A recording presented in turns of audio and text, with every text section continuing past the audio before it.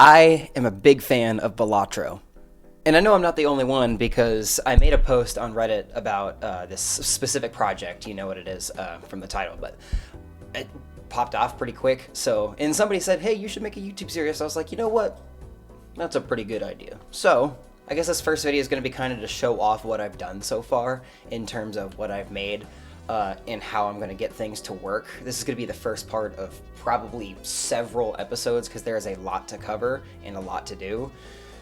First things first, things like Jokers, Tarot cards, and Celestial cards, I've actually already purchased and they're on the way right now. I don't have them in hand yet, but they are on the way and I'm hoping I can do stuff with them soon. But in the meantime, I've been working on stuff like this. So I've just been, these are prototype cards. I haven't done anything fancy with them. You can see that they kind of still have jagged edges, or sharp edges, I mean. Imperfect cuts, stuff like that. I'm still trying to figure out, how to properly use like an X-Acto knife and stuff like that, because I am trying to make these somewhat card accurate. All of these have a set standard size, and I'm trying to keep with that size, but so these are just prototype cards that I've been using to make everything else. One of the most fundamental core mechanics of Balatro is the ability to add enhancements to cards, give cards additions, and as well as jokers. But what I'm about to show you will also work for the jokers in tandem. So with playing cards, you just have your base, standard, flat. There's nothing special. That's very white. There's nothing special about these cards. It's just a standard playing card. But you can add enhancements to these cards as you play the game to get better hands, to get more scoring, to do whatever you need to do. So what I proposed to myself, I guess, is let me get one that might actually be easy to see. Again, it's so white. You might be able to tell there's like a yellowish tinge to it. You might be able to tell that this is a gold card, but this is just a card sleeve with a transparency oh my god, that's so white, with a transparency inside to show kind of like the outer skin of a gold card. But watch what happens when I take a base card and put it in this pre-made sleeve. I don't fucking care. Say you got the devil and you want to use one of your cards and turn it into a gold card. Well, it's just as easy as taking one of these sleeves, boom, gold card. I just think that's super fucking neat. You can hot swap these too. I have sets of a whole bunch. I got lucky cards here. Oh my gosh. Yeah, I got lucky cards here. You already saw the gold cards. I have wild cards here. Out of all of the designs, I think this one's my favorite because just of how it looks and how well it matches with a card. Let's make sure it's all the way seated. Yeah, see, look at that. It just fits. And that's a wild card now. And I've just got so many of these. I have a thing for each edition. Not edition, but enhancement. I don't have editions yet. I need to figure out how exactly those are made because those are shader based and they don't have sprites. But yeah, you can tell that this is a steel card now, and these are all just hot swappable. If you ever need to change a card, you could just take the base out and then put in a different sleeve or something like that. That all being said, with stuff like additions, my plan is to have individual transparencies printed out for each of those so that you can just stack them on top of each other and have those all be visible.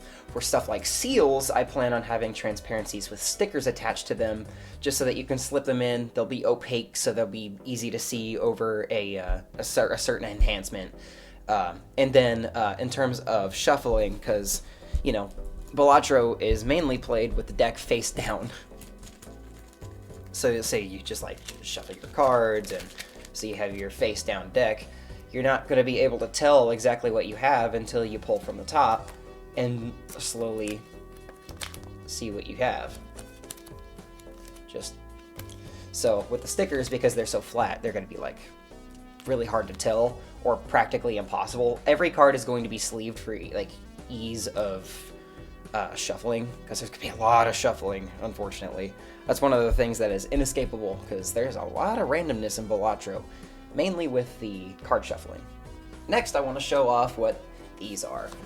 This is just like a simple thing. I took like the background of the main menu, added the Balatro logo to it. It's nothing really too special, but these are difficulty cards. Well, so what these do is, you know how there's 8 stakes in Balatro. There is an individual difficulty scorecard or score tracker for each individual stake. So each of these has a score tracker. So for each ante, you can see the base score and what the stake is requiring you to do. I'm just going to go ahead and skip right to gold stake because I know that's what people want to see. So with gold stake, right, you can see that the score compared to the base that I just showed you, the score is much higher, but it also shows off every rule required of this stake if it wants to focus. If it wants to focus. I don't know if it's going to focus, but you can see all previous applied stakes. If you're watching this video, you're probably very familiar with Balatro, so, but I have individual scorecards for each stake. This one is the orange stake. It has the perishable jokers. We've got purple under that. Purple stake just has faster scaling. Then we have the blue stake, which is the minus discard, which that one might change from what I've heard, but actually changing that and printing a new one won't be too difficult. I will try and keep this game up to date as much as I can, but as far as what I've made, that's it so far. I'm also making a manual in tandem with everything, but so far this is it. I've got a lot of work to do. There's so much printing and an unbelievable amount of ink I'm going to have to buy to get all of these. I'm going to have to print at least 2,600 cards to do what I intend. You can see that I have printed a whole bunch of these aces. My plan is print at least 50 of each base card type. 50 aces. 50 ace of hearts, 50 ace of spades, 50 king of clubs, 57 of hearts, you know, just so the deck building itself is extremely similar to the game. And it's not practical at all, not in the slightest. But I think it'd be super fun and incredibly immersive to be able to actually physically deck build with actual physical cards. So, anyway, that's all I've got done so far. I'm really excited to keep going. This has kind of been time consuming, but I've been having a lot of fun with this.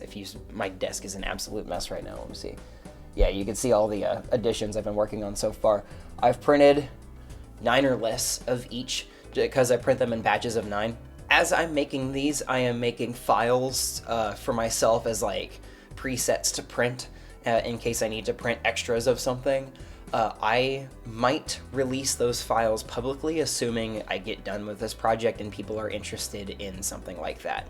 I would have to put in a lot of writing to make sure it's like, hey, this is going to be a transparency for this such and such thing. It has to be printed on transparency film, or this needs to be printed on cardstock or something like that. But if y'all are interested, let me know, and I'll make that publicly available to you all.